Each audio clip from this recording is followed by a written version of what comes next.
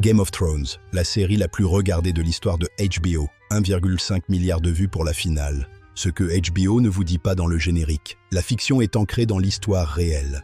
George R.R. Martin l'a confirmé dans de nombreuses interviews. Ses sources sont historiques. La guerre des deux roses, Angleterre, 1455-1487. Les maisons Lancaster et York, la réalité de Westeros. Cette guerre civile anglaise est dans tous les manuels d'histoire, documentée avec précision. Les Lancaster, symbole du lion rouge. Les York, symbole de la rose blanche. Les Lannister, les Stark. Martin a pris cette guerre réelle et en a fait la fondation de son monde fictif. Il l'a dit lui-même, dans une interview au New York Times en 2011, archive consultable. La guerre des deux roses, 32 ans de guerre civile pour le contrôle du trône d'Angleterre, des trahisons, des alliances brisées, des massacres de familles entières, la réalité historique, des enfants tués pour leur lignée, des reines exécutées, des rois assassinés, l'histoire réelle. Ce documentaire va montrer les événements réels derrière chaque grand moment de la série. Des faits que vous pouvez vérifier ce soir, dans les archives historiques, dans les manuels universitaires. Game of Thrones n'est pas une fantaisie, c'est de l'histoire déguisée, et l'histoire est plus brutale encore. Commençons par la guerre des deux roses, et ce qu'elle révèle sur le monde réel du pouvoir. Les Stark du Nord. Ils correspondent aux Percy de Northumberland, une famille noble du nord de l'Angleterre. Les Percy contrôlaient le Nord pendant des siècles. Leur devise, espérance en Dieu. Leur force, le Nord. Les Lannister, ils correspondent aux Lancastres, puissants, riches. Les mines d'or du pays de Galles. Les Lancaster tiraient leur richesse des mines, comme les Lannister tirent la leur de Casterly Rock. Cette correspondance n'est pas une coïncidence. Martin l'a explicitement reconnu en interview. Son site officiel, georgermartin.com. Consultable ce soir sur son site officiel. La maison Tudor qui met fin à la guerre correspond aux Targaryens qui ont conquis les 7 royaumes. Henri VII Tudor. Il a mis fin à la guerre des deux roses en 1485. Bataille de Bosworth Field. Cette bataille est l'une des plus documentées de l'histoire anglaise, dans les archives britanniques, nationalarchive.gov.uk. Richard de Troyes, le dernier Plantagenet. Il meurt à Bosworth. Son corps retrouvé sous un parking en 2012. University of Leicester. Son squelette présentait des déformations de la colonne vertébrale. Une scoliose sévère, documentée. Richard Troyes. Portraituré comme bossu par Shakespeare, la réalité confirmée par l'archéologie. La guerre des deux roses. 32 ans. Des dizaines de batailles. Des milliers de morts. La vérité de Westeros. La scène la plus choquante de la série. Le mariage rouge. Robb Stark assassiné avec sa famille. Cette scène a un équivalent réel, documenté, qui a traumatisé l'Écosse pendant des siècles. Le massacre de Glencoe, Écosse. 13 février 1692. Une nuit, une trahison, 38 morts. Les MacDonald de Glencoe, massacrés par leurs propres hôtes. Les Campbell, après avoir reçu leur hospitalité. Martin s'est aussi inspiré du festin noir. Écosse, 1440. Douglas massacré lors d'un dîner royal. William Douglas assassiné au château d'Édimbourg. Cette violation de l'hospitalité écossaise, elle est dans les archives historiques britanniques. The National Archives of Scotland, des documents originaux sur le massacre de Glencoe, consultables. Cette trahison est dans les chroniques écossaises médiévales, documentées par les historiens. L'hôte qui tue son invité pendant un repas, une violation du code de l'hospitalité médiévale. Ce code d'hospitalité était sacré au Moyen-Âge. Le violer était considéré comme un crime absolu, et pourtant, ces violations se sont produites, documentées, dans l'histoire réelle, le mariage rouge de Game of Thrones. Il est la fusion de ces deux événements historiques réels. Martin l'a confirmé. Ses inspirations historiques sont dans ses interviews publiées. L'histoire réelle est plus cruelle que la fiction, parce qu'elle s'est vraiment produite. Isabeau de Bavière, reine de France, 1371-1435. Épouse de Charles VI de France. Le roi fou. Elle règne à sa place. Elle est accusée d'inceste avec son beau-frère Louis d'Orléans, par ses contemporains et par l'histoire. Marguerite d'Anjou. Reine d'Angleterre. Un autre modèle de Cersei. Guerrière. Impitoyable. Marguerite d'Anjou a mené des armées. Combattu personnellement pour son fils. Son trône. Son pouvoir. Ses actions sont documentées dans les chroniques anglaises du XVe siècle. Dans les archives, Éléanore d'Aquitaine, reine de France puis d'Angleterre. Éléanore a participé à une croisade, gouverné des royaumes, manipulé ses fils contre leur père. Sa vie est documentée par des historiens de Cambridge, d'Oxford, dans des publications académiques. Ces trois femmes réelles, Isabeau, Marguerite, Éléanore, se fondent dans Cersei Lannister, des femmes qui ont exercé un pouvoir réel dans des sociétés qui le leur refusaient officiellement, qui ont utilisé tous les moyens disponibles, la manipulation, la trahison, la violence, pour survivre. Cersei n'est pas une invention, elle est une synthèse de femmes de pouvoir réel et documentées. Tyrion Lannister, le nain intelligent, méprisé par sa famille, qui survit grâce à son intelligence. Il a plusieurs modèles historiques, tous documentés, tous réels. Richard III encore, dont la difformité physique était réelle, et qui était perçue comme une anomalie. Son intelligence politique était reconnue même par ses ennemis. Les chroniques le confirment. Geoffrey Hudson, nain de la cour de Charles Pearn d'Angleterre. 18e siècle, documenté. Hudson a mené une vie extraordinaire, fait prisonnier par des pirates barbaresques, s'est évadé. Sa biographie est dans les archives de la British Library. Une vie réelle plus étrange que la fiction. Pero Niño, un autre exemple. Guerrier espagnol du XVe siècle, petit de taille, extraordinaire combattant.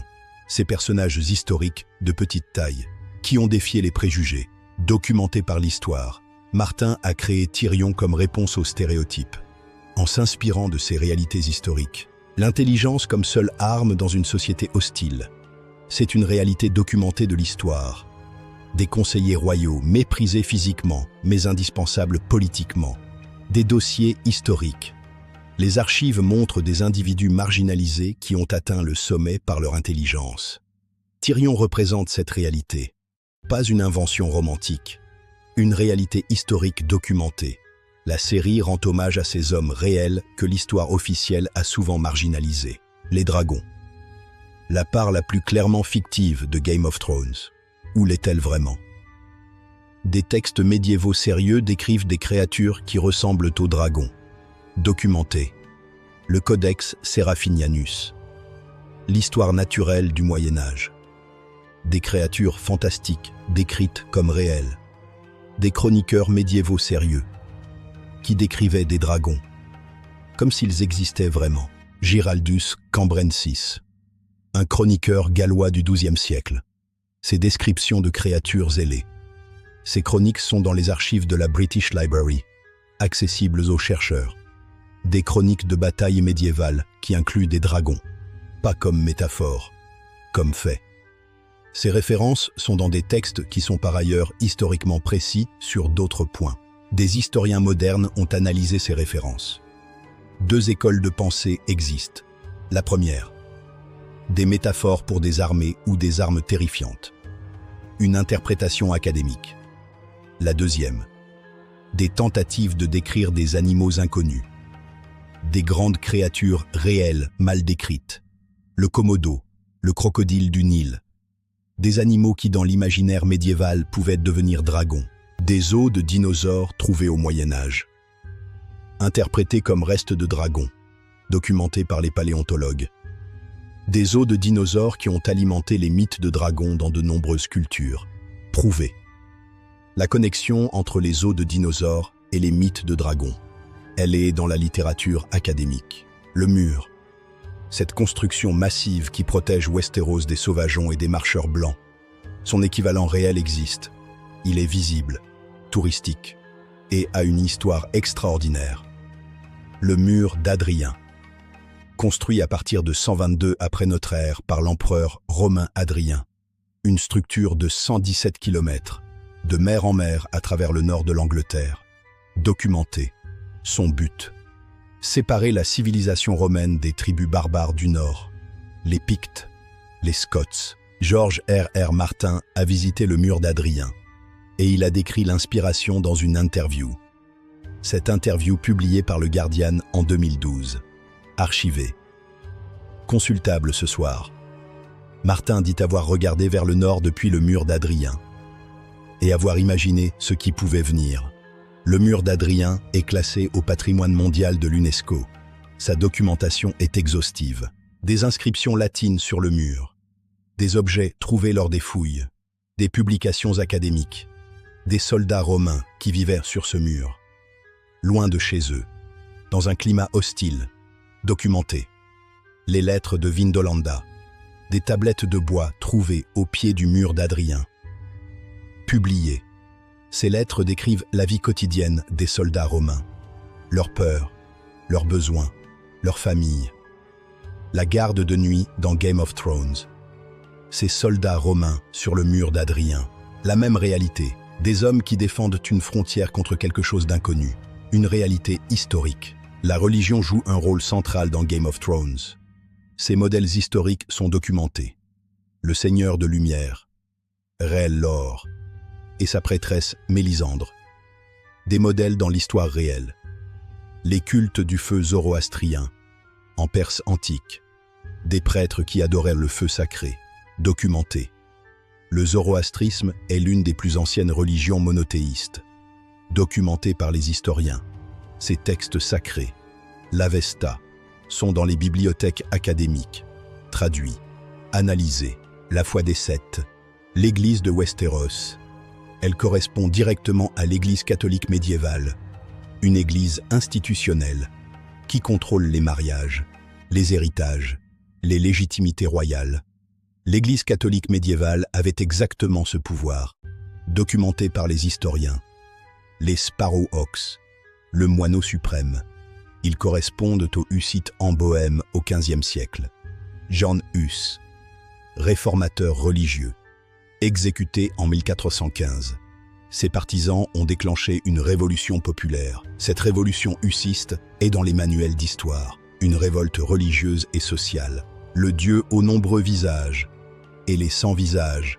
Ils correspondent aux assassins médiévaux. L'ordre des assassins, fondé au XIe siècle en Perse. Des tueurs religieux, documentés par les croisés. Marco Polo les a décrits dans ses voyages. Des récits qui ont alimenté les légendes pendant des siècles. La religion dans Game of Thrones. Un miroir de l'histoire religieuse réelle, précis et documenté. Les Targaryens.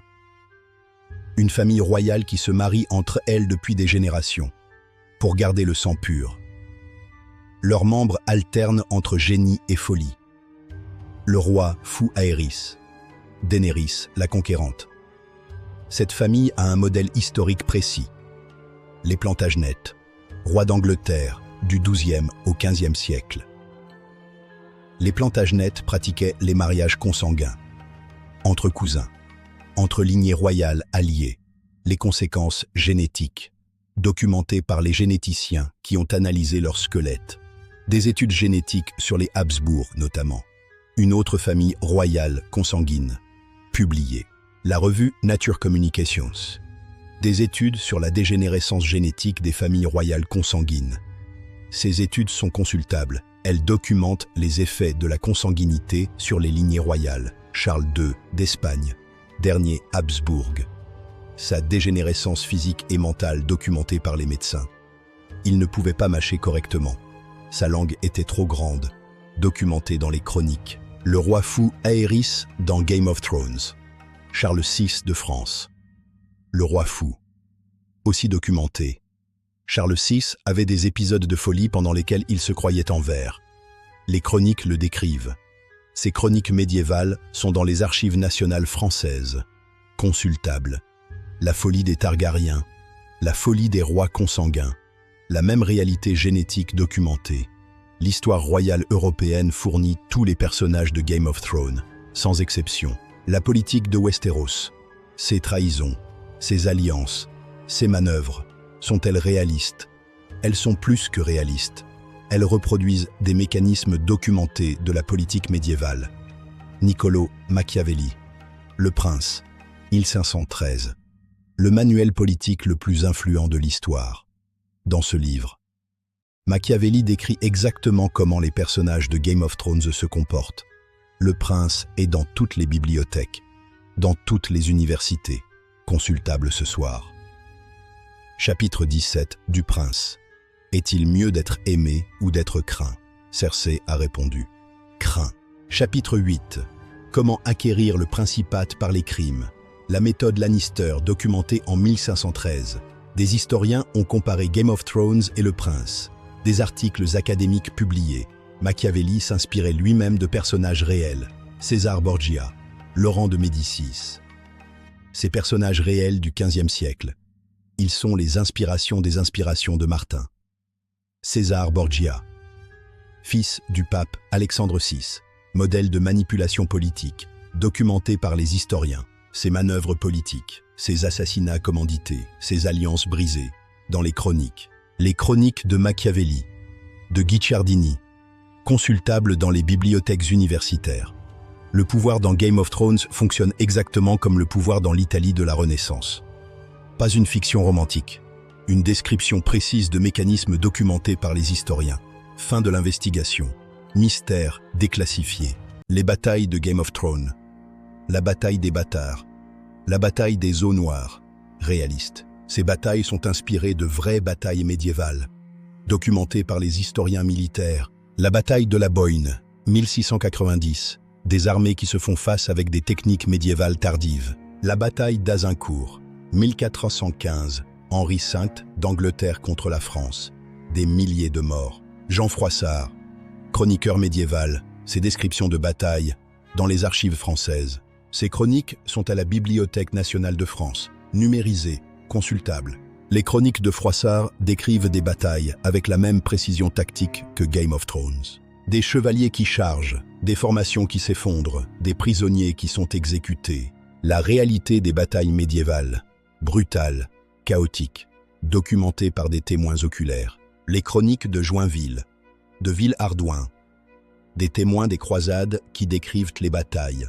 Ces chroniques sont dans les bibliothèques nationales, traduites en français moderne, consultables. La bataille des bâtards, où Robb Stark est encerclé, correspond à la bataille de Cannae, 216 avant notre ère.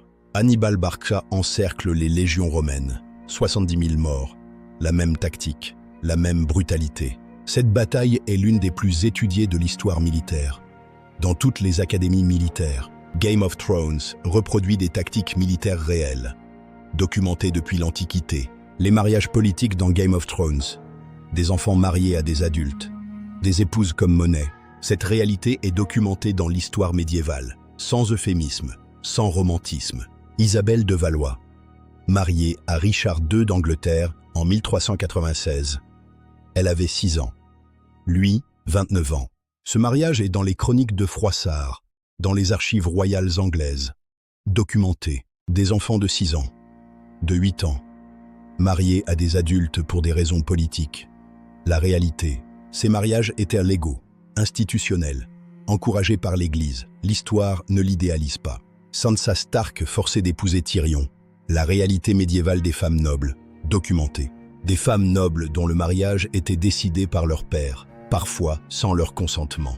Cette absence de consentement est documentée dans des études d'histoire des femmes au Moyen-Âge. Eileen Power, Medieval Women, Cambridge University Press, 1975. Une référence académique. Power documente la condition des femmes nobles au Moyen-Âge, avec précision, sans idéalisation. Ce livre est dans les bibliothèques universitaires. Il décrit exactement ce que Game of Thrones montre. Des femmes qui utilisent leurs ressources limitées pour survivre, pour influencer, pour protéger. Catelyn Stark, Margaery Tyrell, Olenna Tyrell, des stratèges dans un monde qui leur refuse le pouvoir direct. La condition des femmes dans Game of Thrones est historiquement précise, documentée par les historiens. Game of Thrones est critiqué pour sa violence, sa torture, sa cruauté. Tout est historiquement précis. La roue, l'estrapade, le chevalet, des instruments de torture réels, documentés dans les archives. Les archives de l'Inquisition espagnole, aux archives nationales espagnoles, des procès détaillés. Ces archives décrivent les tortures utilisées, avec une précision bureaucratique froide, documentée. Les archives sont partiellement accessibles via les archives nationales espagnoles. Portal de Archivos. Henry Lea. A History of the Inquisition of the Middle Ages. 1888. Encore une référence académique. Ce livre décrit en détail les pratiques de torture institutionnalisées au Moyen Âge. Sans euphémisme, Ramsay Bolton et ses tortures dans Game of Thrones. Elles reproduisent des pratiques documentées. La flagellation publique, l'exposition des corps, l'humiliation ritualisée, la réalité médiévale. Des condamnés qui défilaient nus dans les rues, qui étaient exposés au stock public, documentés, les stocks et le pilori dans les villes médiévales anglaises, des objets préservés dans les musées. Le Tower of London, le musée des instruments de torture, accessible au public, documenté. La décapitation comme spectacle public. Des foules qui regardèrent les exécutions. La réalité. Ces spectacles d'exécution publique sont documentés par des chroniqueurs médiévaux, par des gravures. Game of Thrones montre la vérité de cette époque, que l'histoire romantique avait habituellement cachée. Les direwolves, les loups géants des Stark, des créatures qui semblent fantastiques, mais qui ont existé. Canidirus, le loup terrible, une espèce réelle, éteinte il y a environ 9500 ans. Des fossiles de Canis dirus sont dans les musées du monde entier. La Smithsonian, le Museum of Natural History, ces loups pesaient jusqu'à 68 kilos, avaient des crânes massifs, vivaient en Amérique du Nord. Martin s'est inspiré de cette espèce réelle pour créer les direwolves, une inspiration documentée. Des publications paléontologiques sur Canis dirus dans le Journal of Mammalogy, consultable. La mégafaune du Pléistocène. Des créatures réelles qui auraient semblé fantastiques aux médiévaux. Le mammouth laineux, le rhinocéros laineux. Des créatures dont des humains médiévaux trouvaient des restes. Ces restes fossiles étaient interprétés comme des géants, des dragons, des monstres, documentés. Des historiens ont analysé comment les fossiles médiévaux alimentèrent les mythes. Des publications. Adrienne Mayor, The First Fossil Hunters, Princeton University Press, 2000. Une référence académique. Mayor documente comment les fossiles antiques ont créé les mythes de monstres dans les cultures. Le griffon, basé sur des fossiles de Protocératops en Asie centrale, documenté par Mayor. Le dragon gallois, basé sur des fossiles de dinosaures en Galles, analysé par des paléontologues. La faune de Game of Thrones est moins fantastique qu'elle n'y paraît. La paléontologie le confirme. Le trône de fer, fait de 1000 épées fondues, un trône inconfortable, qui blesse ses occupants. George R.R. Martin a dit que le trône de fer est inspiré du trône de Charlemagne, à Aix-la-Chapelle. Cette déclaration de Martin est dans ses interviews publiées, consultables sur son site officiel. Le trône de Charlemagne. Il existe toujours, à la cathédrale d'Aix-la-Chapelle en Allemagne. Des milliers de touristes le visitent chaque année. Une réalité physique accessible à tous. Mais aussi du trône de Dagobert, conservé au cabinet des médailles de la Bibliothèque nationale de France. Ce trône du 7e siècle est un des objets les plus précieux des archives françaises, documenté. D'autres sources possibles. Le trône de Salomon, décrit dans la Bible et dans les textes médiévaux. Des textes arabes médiévaux décrivent le trône de Salomon comme le plus magnifique jamais fait. Ces textes sont dans les bibliothèques académiques, traduits et analysés par des orientalistes. Le concept d'un trône comme symbole du pouvoir absolu, il est universel, documenté dans toutes les cultures. Des trônes de toutes les dynasties du monde sont conservés dans des musées. Chacun symbolise le pouvoir.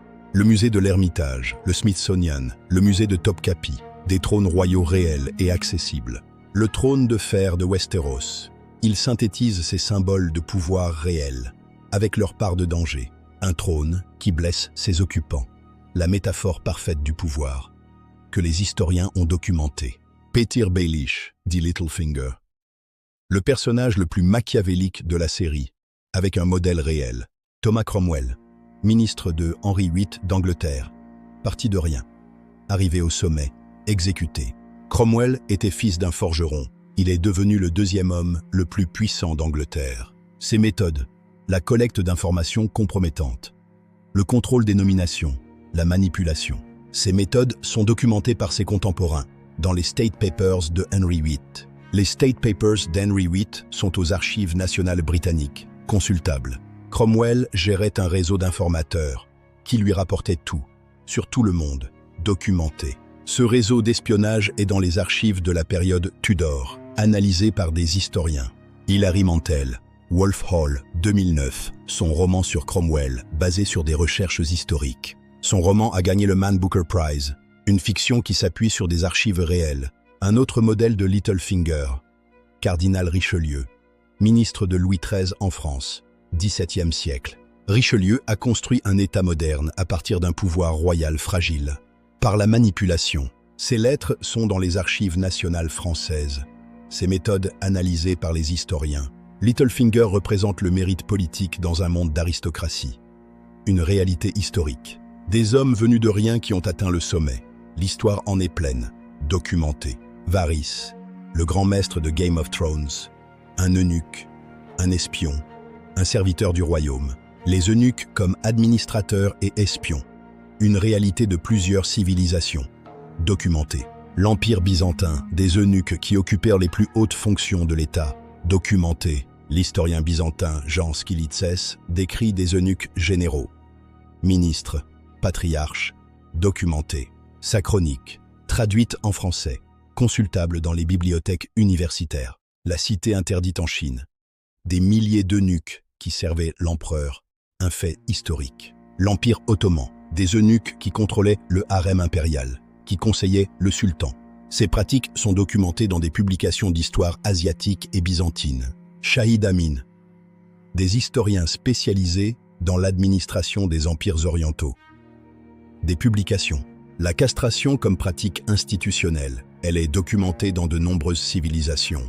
Les archives byzantines, les documents ottomans, les chroniques chinoises, des sources vérifiables. Varys dans Game of Thrones. Il représente cette réalité historique, des hommes castrés au service du pouvoir. Des hommes qui compensaient leur exclusion physique par une intelligence politique extraordinaire. Cette dynamique est documentée par les historiens de l'Empire byzantin, dans des publications académiques. Varys n'est pas un personnage fantaisiste. Il est une synthèse de réalités historiques documentées. Westeros, sa géographie, ses royaumes, sa culture, tout correspond aux îles britanniques. Martin l'a dit directement, Westeros est l'Angleterre et l'Écosse, tournée de 90 degrés. Cette déclaration est dans ses interviews, sur son site officiel, dans des conférences filmées. Le nord de Westeros, le nord de l'Écosse, le fleuve des rois, la Tamise, les terres de la couronne, l'Angleterre, ces correspondances géographiques délibérées. Martin les a construites en étudiant les îles britanniques. Les 7 royaumes correspondent aux heptarchies anglo-saxonnes. Les 7 royaumes d'Angleterre avant l'unification. La Northumbrie, la Mercie, l'East Anglia, le Kent, le Sussex, l'Essex, le Wessex. 7 royaumes réels. Ces 7 royaumes anglo-saxons sont dans tous les manuels d'histoire britannique. Documentés. Leur unification sous Alfred le Grand au IXe siècle correspond à l'unification de Westeros. Alfred le Grand, roi de Wessex. Il a unifié les royaumes anglo-saxons contre les Vikings. Documenté. Les Vikings, dans l'histoire réelle, correspondent aux sauvageons de Game of Thrones. Raids du Nord. Les sagas islandaises décrivent ces raids, ces migrations, ces affrontements, des documents réels. Les sagas islandaises sont dans les bibliothèques nordiques. Traduites en français, consultables. La géographie politique de Westeros reproduit la géographie politique médiévale des îles britanniques. Game of Thrones est un cours d'histoire britannique médiévale, déguisé en fantasy. Les marcheurs blancs, la menace ultime de Game of Thrones. Un hiver long, une armée de morts. Ce mythe a des équivalents réels, documentés dans l'histoire et dans la science moderne. L'an 536 après notre ère. L'année la plus sombre de l'histoire humaine. Science le a publié en 2018. Un volcan a éjecté des cendres dans l'atmosphère, bloquant le soleil pendant 18 mois. Documenté. Les températures ont chuté. Les récoltes ont échoué. Des famines ont frappé l'Europe et l'Asie.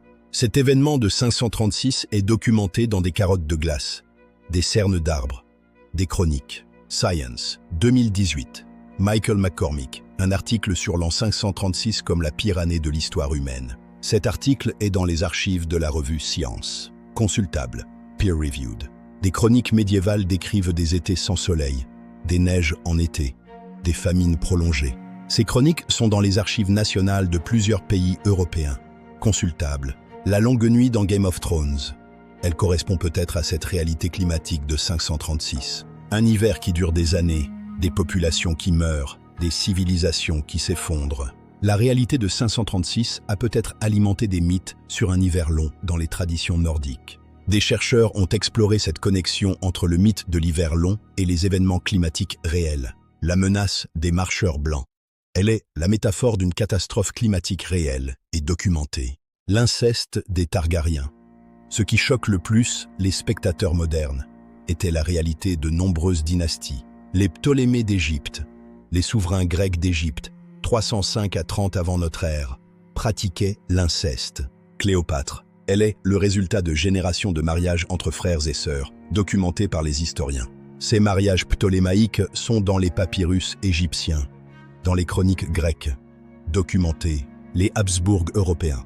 Pas d'inceste direct, mais des cousins qui se mariaient entre eux pendant des siècles. Les études génétiques sur les Habsbourg, publiées dans PLOS ONE en 2019, documentant la consanguinité. Ces études montrent comment la consanguinité a dégénéré la lignée sur des générations. Documenté. Charles II d'Espagne, dernier Habsbourg, résultat de générations de mariages consanguins, stérile. Sa stérilité a mis fin à la dynastie Habsbourg en Espagne. Documenté par les médecins royaux. Ces documents médicaux royaux sont dans les archives espagnoles, partiellement accessibles. Les mariages entre oncles et nièces dans l'histoire. Des exemples dans l'Égypte royale ancienne. Des pharaons qui épousaient leurs demi-sœurs pour maintenir la pureté divine du sang royal. Documenté. Ces pratiques sont dans les textes hiéroglyphiques, dans les inscriptions des temples, documentés. Les Targaryens qui se marient entre eux pour garder le sang du dragon. Une réalité historique déguisée. L'histoire royale européenne et proche orientale fournit tous les exemples nécessaires. Documenté. Pour comprendre Game of Thrones, il faut comprendre les sources de George R.R. Martin. Martin a un doctorat en journalisme de Northwestern University. Il est chercheur, pas seulement romancier. Ses interviews révèlent une bibliothèque de références historiques précises, consultables. Le livre qui l'a le plus influencé selon ses propres mots. The Faces of Battle. John Keegan, 1976. John Keegan, historien militaire britannique. Sa description des batailles de la perspective des soldats. Ce livre est dans toutes les bibliothèques. Il a révolutionné l'historiographie militaire. Documenté. Martin a aussi lu en profondeur Barbara Tuchman, A Distant Mirror, 1978, sur le XIVe siècle. Tuchman décrit le XIVe siècle européen. Guerre, peste, famine, trahison, Westeros en réel. Ce livre est une référence académique publiée par Knopf, disponible partout. Tuchman était journaliste et historienne. Pas seulement une romancière. Ses sources sont rigoureuses. A Distant Mirror décrit des personnages historiques qui ressemblent trait pour trait aux personnages de Martin. Des nobles qui se trahissent mutuellement. Des rois fous. Des chevaliers courageux et désabusés. Martin a dit directement « Si vous voulez comprendre Westeros, lisez Tuchman. Ses interviews le confirment. Ces interviews sont archivées. Rolling Stone, The Guardian, NPR.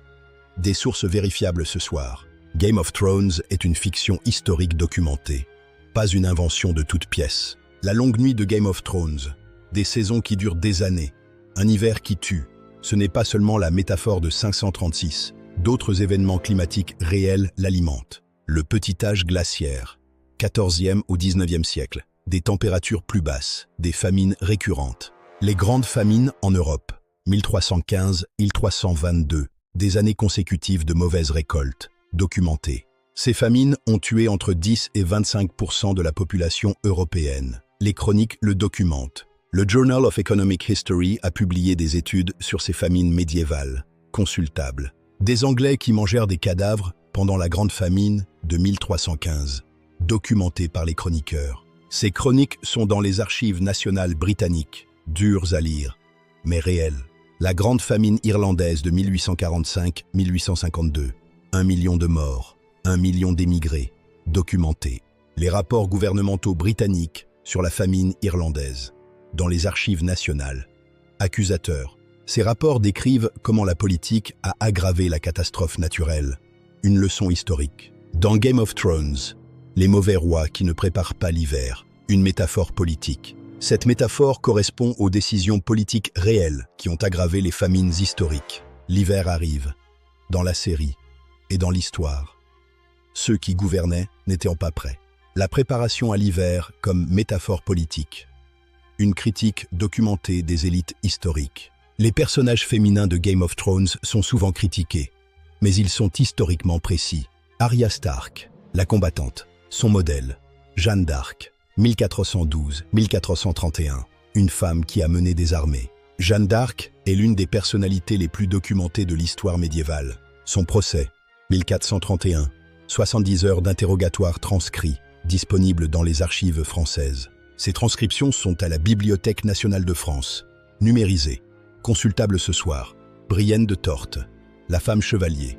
Des femmes chevaliers ont existé, documentées. Jeanne de Clisson, la lionne de Bretagne, XIVe siècle. Elle a mené une flotte de pirates pour venger son mari. Ses actions sont dans les chroniques de Froissart, dans les archives bretonnes, documentées. Daenerys Targaryen, la mère des dragons.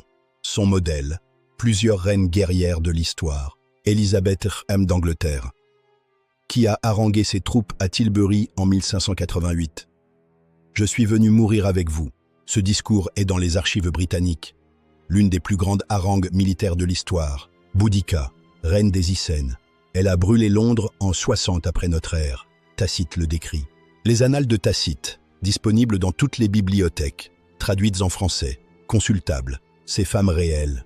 Jeanne, Clisson, Élisabeth, Boudica, se fondent dans les femmes de Game of Thrones.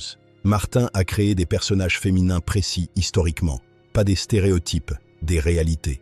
Les corbeaux messagers dans Game of Thrones, un système de communication instantanée dans Westeros. Ce système a un équivalent historique réel, documenté dans plusieurs civilisations.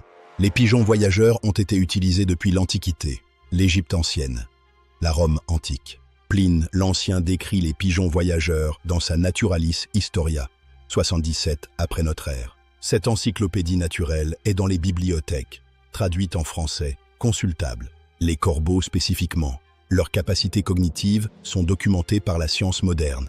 Corvus corax, le grand corbeau.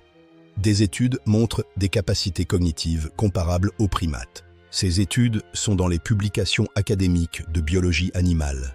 Nature, science, consultable. Des corbeaux qui mémorisent des visages humains, qui planifient à l'avenir, qui utilisent des outils. Ces comportements documentés expliquent pourquoi les corbeaux étaient considérés comme intelligents. Dans le folklore nordique, Odin avait 2 corbeaux, Hugin et Munin, qui lui rapportaient tout. L'Edda poétique, le texte mythologique nordique, disponible en traduction française, consultable. Des corbeaux comme messagers divins dans les cultures nordiques, une réalité symbolique documentée. Martin a choisi les corbeaux précisément parce qu'ils représentent ce symbolisme dans les cultures nordiques. Le système de corbeaux de Westeros, ancré dans la réalité biologique et culturelle médiévale. Game of Thrones montre des chevaliers qui ne sont pas nobles, qui violent, qui pillent, qui tuent des civils. Cette image est historiquement précise. Le romantisme arthurien a caché la réalité médiévale. Jean de Venette, chroniqueur français du XIVe siècle. Il décrit les chevaliers anglais pillant la France. Des villages brûlés, des populations massacrées, des femmes violées par des chevaliers en armure. Ces chroniques sont dans les archives françaises, traduites en partie, consultables. Les grandes compagnies, des bandes armées qui ravagèrent la France au XIVe siècle, documentées. Ces mercenaires qui pillaient sans combattre de vraies batailles. Le modèle de la fraternité sans bannière. Les archives de la guerre de Cent Ans décrivent exactement ces comportements. Des pillards en armure, le chevauché. Une tactique de guerre qui consistait à brûler les campagnes ennemies. Documentée. La chevauchée du prince noir en 1355. Elle a dévasté le Languedoc. Des milliers de morts civiles. Cette campagne est documentée dans les chroniques de Froissart, dans les archives françaises. Le code de chevalerie existait, mais il n'était pas respecté. Les chroniques le documentent clairement. John Gillingham, historien médiéviste, ses publications sur la violence chevaleresque, publiées. Game of Thrones montre la réalité de la guerre médiévale. Pas le romantisme arthurien inventé au XIXe siècle. La vérité historique de la chevalerie. Dure, brutale, documentée. C'est ce que montre la série. Les Stark et leur code de l'honneur. Mourir plutôt que trahir. Une valeur qui les détruit. Ce code a un modèle historique précis, le code d'honneur des seigneurs nordiques médiévaux, les sagas islandaises, des textes du XIIIe siècle qui décrivent le code de l'honneur nordique, l'Anjals saga, la saga d'Egil, des histoires de vengeance et d'honneur, documentées. Ces sagas sont dans les archives islandaises, traduites en de nombreuses langues, consultables. L'honneur nordique, un code qui imposait la vengeance, qui rendait la paix presque impossible. Des cycles de vengeance documentés dans les sagas, qui durent des générations. Comme dans Westeros, Ned Stark qui choisit l'honneur sur la survie, la réalité des hommes d'honneur médiévaux. Thomas More, décapité par Henri VIII plutôt que de renier ses convictions. 1535. Documenté. Les archives de son procès. Dans les State Papers d'Henry VIII, des archives britanniques consultables, More a refusé de trahir ses convictions, sachant que cela le tuerait, comme Ned Stark. Cette parallèle entre Ned Stark et Thomas More, elle est dans des publications académiques sur Martin, des professeurs d'université qui ont analysé les sources de Game of Thrones, dans des revues académiques, Journal of Popular Culture, des articles peer-reviewed sur les sources historiques de Martin. L'honneur des Stark n'est pas naïf dans le contexte historique. Il est tragiquement réel. Game of Thrones est plein de cérémonies, de rituels, de spectacles du pouvoir, tous historiquement précis. Le sacre des rois médiévaux, une cérémonie complexe, documentée dans les Ordines Coronationis. Les Ordines Coronationis, des manuscrits qui décrivent les rituels du sacre royal dans les bibliothèques. Le sacre de Charlemagne en 800, le sacre de Philippe II, Auguste en 1179, documenté. Ces rituels de sacre créaient la légitimité royale. Sans eux, un roi n'était pas légitime. Dans Game of Thrones, Joffrey est couronné. Ses ennemis nient sa légitimité. La même réalité historique. La légitimité royale au Moyen Âge. Elle dépendait de rituels précis, documentés par les historiens. Ernst Kantorowicz, The King's Two Bodies, 1967, Princeton University Press, une référence fondamentale. Ce livre analyse comment la légitimité royale médiévale fonctionnait, sur plan symbolique et rituel. Il est dans toutes les bibliothèques universitaires, une référence incontournable en histoire médiévale. Les tournois médiévaux, des spectacles de puissance militaire, documentés dans les archives, des dizaines de traités médiévaux sur l'art des tournois, dans les bibliothèques nationales. Dans Game of Thrones, la joute du roi Robert au début, un spectacle de pouvoir identique aux tournois réels. Ces tournois pouvaient être mortels. Des chevaliers qui mouraient dans des tournois. Documentés. Le spectacle du pouvoir dans Game of Thrones, fidèle à la réalité médiévale documentée. Les festins de Game of Thrones, des pièces montées, des animaux entiers, de la bière en quantité. Cette réalité culinaire est documentée par les historiens de l'alimentation médiévale. Ken Albala, Food in Early Modern Europe, 2003, Greenwood Press, une référence académique. Albala documente ce que les nobles médiévaux mangeaient vraiment, avec des sources primaires. Des traités culinaires médiévaux existent. Le Ménagier de Paris, 1393, un traité sur la cuisine noble. Ce texte est à la Bibliothèque nationale de France. Numérisé, consultable ce soir. Il décrit exactement les festins que montre Game of Thrones. Des plats élaborés, des viandes multiples. Le viandier de Taillevent. Un autre traité culinaire du XIVe siècle, dans les archives françaises. Taillevent était le chef cuisinier de Charles V de France. Ses recettes sont documentées. Les festins médiévaux de Game of Thrones correspondent précisément à ces traités culinaires réels. La famine dans la série. Le contraste entre les festins des nobles et la misère du peuple. Ce contraste est documenté dans les chroniques médiévales. Des festins pendant des famines, réels. Des chroniqueurs qui décrivent des nobles qui festoient pendant que le peuple meurt de faim. Documenté. Game of Thrones montre cette inégalité alimentaire, une réalité historique précisément documentée. La nourriture dans Westeros, précise historiquement, jusqu'aux recettes utilisées. La scène de Sansa forcée d'assister à la tête de son père. La politique des aveux publics forcés. Cette pratique est documentée dans l'histoire. Des aveux forcés pour légitimer des exécutions politiques. Le procès de Thomas Cromwell, 1540, contraint d'avouer des crimes inventés pour être exécutés. Les State Papers d'Henry VIII documentent ce procès, dans les archives britanniques. Consultable, des aveux extorqués pour légitimer des crimes politiques. une pratique constante dans l'histoire. Ned Stark qui avoue une trahison qu'il n'a pas commise pour sauver ses filles. La réalité médiévale. Des prisonniers politiques qui avouaient n'importe quoi sous torture ou sous pression. Documenté. Les archives de l'Inquisition. Des aveux de sorcellerie obtenus sous torture. Documentés. Ces aveux sont dans les archives de l'Inquisition espagnole, partiellement accessibles aux chercheurs. La machine judiciaire médiévale qui avait besoin d'aveux pour condamner. Documenté par les historiens. Richard Kickefer, Magic in the Middle Ages. Cambridge University Press, 1989. Une référence académique. Ce livre documente les procès de sorcellerie et les aveux extorqués, dans un cadre académique rigoureux. Game of Thrones montre ces mécanismes de l'aveu forcé, sans les embellir, avec précision historique. Ned Stark qui avoue pour sauver ses filles.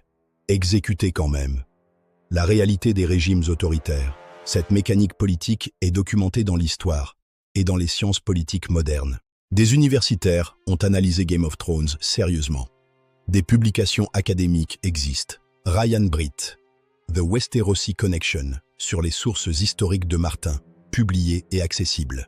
Caroline Larrington, Winter is Coming, The Medieval World of Game of Thrones, 2016, I.B. Tauris. Cette historienne médiéviste à Oxford a écrit un livre entier sur les sources de Game of Thrones. Son livre est en bibliothèque universitaire. Il documente avec précision les correspondances historiques. Journal of Popular Culture, Journal of American Culture. Des articles peer-reviewed sur Game of Thrones. Ces journaux académiques publient des analyses sérieuses de la culture populaire. Consultable. Isaac Gewirtz. La Bibliothèque publique de New York a organisé une exposition sur les sources de Martin. Cette exposition, en 2014, elle montrait les sources historiques de Martin, des archives réelles. La NYPL a des ressources en ligne sur cet événement, consultables sur leur site. Des cours universitaires ont utilisé Game of Thrones pour enseigner l'histoire médiévale. Documenté. University of Virginia, Yale. Des cours qui utilisaient Game of Thrones comme entrée dans l'histoire. Ces cours sont documentés dans des articles sur la pédagogie de l'histoire, dans des revues académiques. Game of Thrones comme outil pédagogique d'histoire médiévale. Une réalité dans les universités. L'acte 4 va examiner ce que la série dit sur notre monde actuel, ses leçons politiques contemporaines. La scène finale controversée. Bran Stark élu roi, par un conseil de nobles, pas par le peuple. Cette fin a été critiquée comme anticlimactique, mais elle est profondément politique et précise. Tyrion dit à la fin, « Il n'y a rien de plus puissant qu'une bonne histoire, et un roi élu n'est pas héréditaire.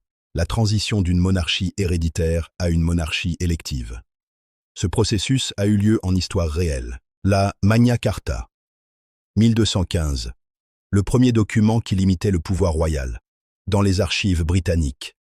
L'original de la Magna Carta est à la British Library, consultable physiquement, numérisé en ligne. Elle limitait le pouvoir du roi par un conseil de nobles, exactement comme la fin de Game of Thrones. La transition des monarchies absolues vers des monarchies constitutionnelles, documentée par les historiens. La Glorious Revolution de 1688. L'Angleterre qui limite définitivement le pouvoir royal, documentée. Ses étapes vers la démocratie, lente, imparfaite, sanglante, correspondent à l'arc de Westeros. Martin a dit dans des interviews, « La démocratie n'arrive pas comme par magie, elle se construit. » Ses interviews sur la politique dans Game of Thrones, dans Rolling Stone, dans The Atlantic. Consultable, la fin de Game of Thrones, comme critique de l'idée qu'un seul leader sauveur peut tout résoudre. Daenerys, la mère des dragons. Qui devient tyran? Une leçon sur le pouvoir concentré, sans contrôle. Cette leçon politique est dans la littérature académique sur la science politique. Documentée. Daenerys qui brûle Port-Réal, la scène la plus controversée de la série, mais la plus politique. Elle représente ce que les historiens et les psychologues politiques documentent depuis des siècles. Lord Acton, 1887. Le pouvoir corrompt. Le pouvoir absolu corrompt absolument. Une citation documentée. Cette citation est dans sa lettre à l'évêque Mandell Creighton. 5 avril 1887, dans les archives. Les archives de Lord Acton sont à la Cambridge University Library, consultables. Des études en psychologie du pouvoir documentent cet effet. Daché Keltner, que nous avons vu. Des leaders qui commencent avec de bonnes intentions, qui deviennent tyranniques. L'histoire est pleine. Robespierre. La terreur française. 1793-1794. Un idéaliste devenu tyran. Documenté. Les archives de la Révolution française. À la Bibliothèque nationale, des milliers de documents, des révolutionnaires sincères, qui ont tué des milliers de personnes pour purifier la Révolution. Mao Zedong, Pol Pot. Des leaders qui croyaient en leurs idéaux, qui ont commis des génocides. Ces exemples historiques sont dans tous les manuels d'histoire politique, documentés. Daenerys qui brûle Port-Réal. La personnification de ce phénomène documenté. Pas un rebondissement gratuit. Hannah Arendt. Les origines du totalitarisme. 1951. Sur comment les idéalistes deviennent des tyrans. Ce livre est une référence incontournable en philosophie politique, disponible partout. Cersei Lannister. Intelligente, compétente, qui ne peut pas régner officiellement à cause de son sexe. Cette frustration du pouvoir des femmes est documentée dans l'histoire réelle. Précisément. Christine de Pisan. La Cité des Dames. 1405. Un plaidoyer pour les femmes dans une société patriarcale. Christine de Pisan était la première femme française à vivre de sa plume, un fait documenté. La Cité des Dames est à la Bibliothèque nationale de France, consultable, une source primaire réelle. Elle décrit exactement la frustration de Cersei. Des femmes intelligentes réduites au rôle d'épouse. Élisabeth d'Angleterre. Elle a gouverné, mais en refusant de se marier pour ne pas perdre le pouvoir. Sa correspondance est dans les State Papers britanniques. Aux archives nationales. Consultable. Sa stratégie. Rester vierge et symboliquement épouse de l'Angleterre. Pour maintenir son autorité. Cette stratégie est analysée par les historiens dans des publications académiques. Documentées. Cersei utilise une stratégie différente. Elle utilise son corps, sa sexualité, son réseau familial. Mais le point de départ est le même. Des femmes intelligentes dans un système qui leur refuse le pouvoir direct. Martha Nussbaum. Des philosophes qui ont analysé la condition des femmes dans les sociétés patriarcales. Ces publications à Harvard University Press. Des références philosophiques et historiques. Cersei est une étude précise des mécanismes d'exclusion du pouvoir documentés par l'histoire. Game of Thrones comme critique des élites contemporaines. Une lecture documentée par des chercheurs. Des politologues ont analysé la série comme critique du néolibéralisme et des dynasties de pouvoir. Henri Giroux. Culturel critique américain. Ses articles sur Game of Thrones comme satire politique. Ces articles sont dans des revues académiques de Cultural Studies. Consultables via JSTOR. Les Lannister comme métaphore des dynasties bancaires qui manipulent la politique. Une lecture possible. Les parallèles entre les intrigues de Westeros et la politique contemporaine. Documenté par des chercheurs. Cersei qui contrôle la dette nationale. La connexion entre les banquiers et le pouvoir politique. Cette connexion est documentée dans l'histoire financière et dans l'histoire politique contemporaine. La banque Bravosi dans la série. Qui finance les guerres? Qui prête au royaume? Une banque centrale. La connexion entre les institutions financières et les décisions politiques. Documenté par les économistes. Thomas Piketty. Le capital au XXIe siècle. Sur la concentration des richesses et du pouvoir. Documenté. Ce livre est une référence académique et populaire. Il documente les dynasties de richesse modernes, les grandes familles de Westeros, leurs équivalents contemporains. La connexion est dans la littérature. Game of Thrones comme miroir de notre époque. Pas seulement du Moyen-Âge. Une lecture politique. Martin le dit. Je n'écris pas de l'histoire. J'écris sur le pouvoir. Ces interviews le confirment. Les prophéties dans Game of Thrones. Le prince qui fut promis. Azor Ahai. Des prophéties qui trompent. Martin utilise les prophéties pour critiquer quelque chose. La croyance dans les leaders providentiels. Le prince qui fut promis. Qui va sauver le monde. Cette attente d'un sauveur. Martin la déçoit. Cette critique du messianisme politique est dans la littérature académique sur la série. Le messianisme politique. La croyance en un leader providentiel qui va tout résoudre. Documenté. Eric Hoffer, The True Believer, 1951. Sur les mouvements de masse et leurs leaders providentiels. Ce livre est une référence classique en sciences politiques, disponible en librairie. Documenté. Martin montre que les prophéties sont ambiguës, que les sauveurs peuvent devenir des tyrans. Daenerys était supposée être la sauveur. Elle brûle la ville qu'elle devait libérer. Cette inversion du sauveur, elle est dans l'histoire réelle. Des messies qui ont mené à des catastrophes. Adolf Hitler, Mao, Pol Pot, des leaders que des millions attendaient comme des sauveurs. Documentés. Hannah Arendt, encore. Sur le danger de la croyance en des leaders providentiels. Ses publications.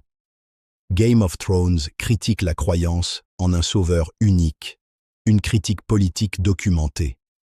Des politologues ont analysé ce message de la série. Dans des publications académiques sérieuses. La fin de la série. Pas de sauveur.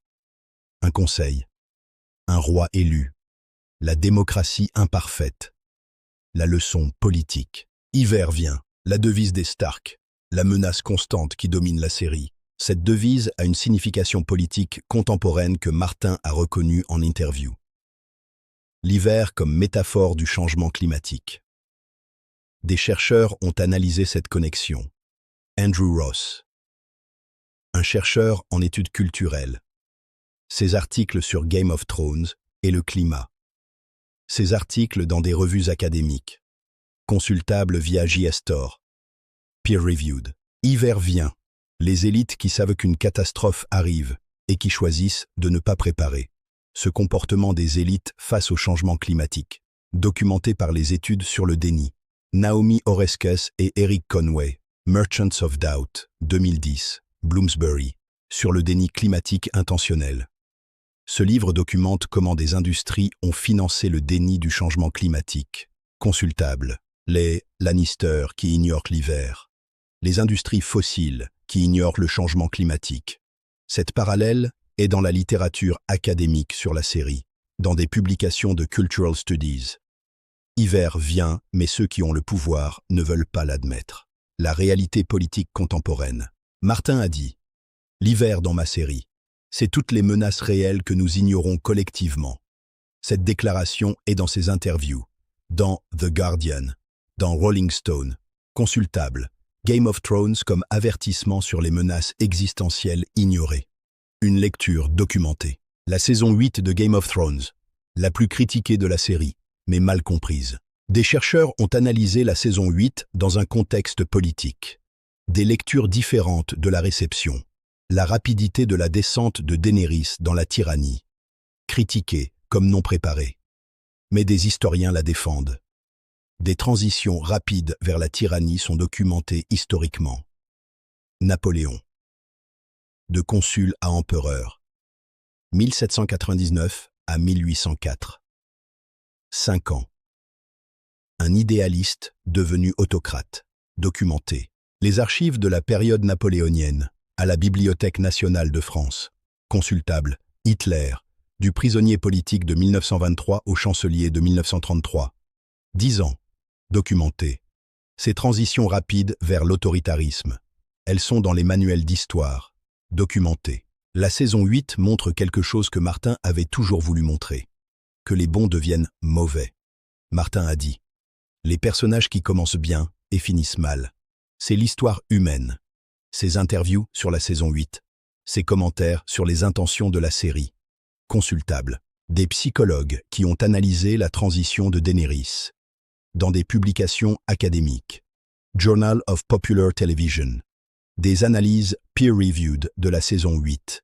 Consultable. La saison 8 n'est pas une trahison de la série. Elle est sa conclusion logique, politique, documentée. Martin voulait montrer que même les meilleures intentions mènent à la catastrophe sans contrôle du pouvoir. House of the Dragon, la préquelle de Game of Thrones. Ses sources historiques sont encore plus précises. La danse des dragons dans la fiction. correspond à la guerre des deux roses. Encore plus directement, deux héritiers qui se disputent le trône. Une femme contre un homme. Une société patriarcale. La réalité. La disputatio successorale. L'équivalent réel. L'Angleterre du XIIe siècle. Mathilde contre Étienne. L'anarchie. 1135-1153. 18 ans de guerre civile entre Mathilde et son cousin Étienne pour le trône. Cette guerre civile est documentée dans les chroniques anglaises du XIIe siècle, dans les archives, Rhaenyra Targaryen. Son modèle précis, Mathilde l'Empresse, fille d'Henry Preux, légitimement héritière. Mathilde avait le soutien de son père, la légitimité du sang, et a quand même perdu la guerre civile. Les chroniques de la période.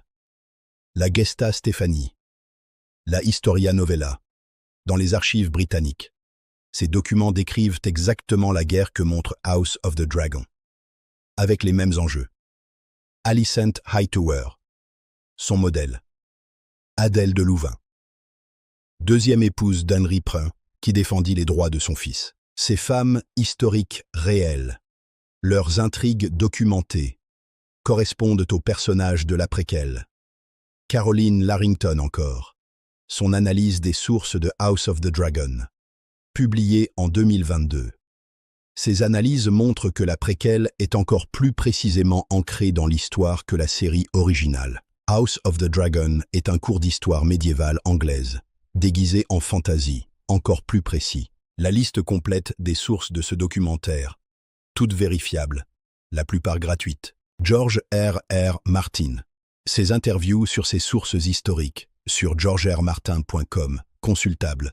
Caroline Larrington. Winter is Coming, The Medieval World of Game of Thrones, 2016, I.B. Torris, John Keegan, The Face of Battle, 1976, Penguin, sur la réalité des batailles médiévales. Barbara Tuchman, A Distant Mirror, 1978, Knopf, sur le XIVe siècle européen, la source principale de Martin, The National Archives UK, National Archive, Gov, UK, document sur la guerre des deux roses. Bibliothèque nationale de France, Gallica, bnf.fr, les chroniques de Froissart, numérisées, gratuites. John Gillingham, sur la violence chevaleresque, publication à Cambridge University Press. Eileen Power, Medieval Women, Cambridge University Press, 1975. Sur la condition des femmes médiévales, Hannah Arendt, les origines du totalitarisme, 1951. Sur le pouvoir corrupteur, disponible partout. Niccolò Machiavelli, Le Prince, 1513. Sur les mécanismes du pouvoir politique, consultable partout. Science Journal 2018, McCormick, l'an 536 et la longue nuit. Consultable sur le site de Science, jstor.org. Des dizaines d'articles académiques peer-reviewed sur Game of Thrones. Consultable. Journal of Popular Culture. Des analyses sérieuses des sources historiques de la série. Toutes ces sources.